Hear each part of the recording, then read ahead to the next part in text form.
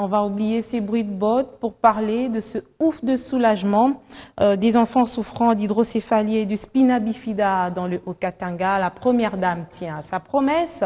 Olive Lembe Kabila poursuit la campagne chirurgicale gratuite d'hydrocéphalie et du spina bifida dans la ville cuprifère de Lubumbashi. Toujours soucieuse du bien-être de la population, environ 100 enfants vont bénéficier de cette générosité.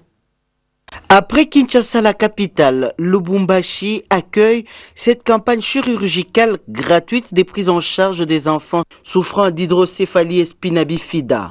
À l'arrivée de la marraine de cette campagne, l'ambiance est électrique devant l'hôpital du cinquantenaire de Lubumbashi. Les Louchois ont tenu à accueillir avec faste l'épouse du chef de l'État qui ne se lasse pas à s'impliquer quand il s'agit du bien des Congolais.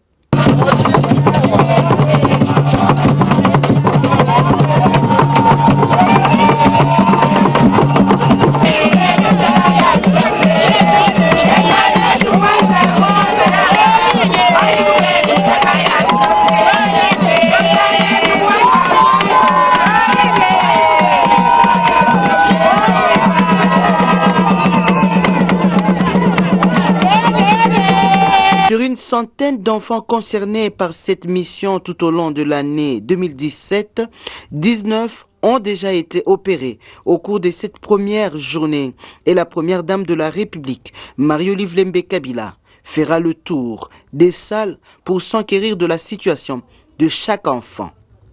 Elle encourage les parents qui voient en cette action de l'épouse du chef de l'État les bouts du tunnel de leur souffrance. Cette campagne est assurée par une forte équipe des médecins neurochirurgiens congolais venus du Maroc, du Zimbabwe, de Kinshasa en collaboration avec ceux de Lubumbashi avec en tête le Dr Jeff Ntalaja. Le gouverneur du Haut-Katanga, Célestin Pandé Kapopo, ému par cette action, a exprimé sa profonde gratitude à la première dame de la République.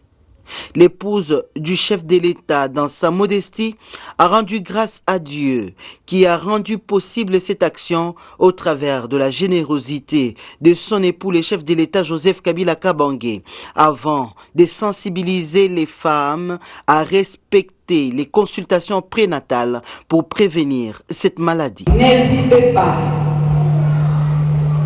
n'ayez pas peur d'aller à la consultation prénatale. Parce qu'avec la science qui a évolué, aujourd'hui, certaines anomalies peuvent être détectées très tôt et traitées, être éradiquées avant même que l'enfant naisse.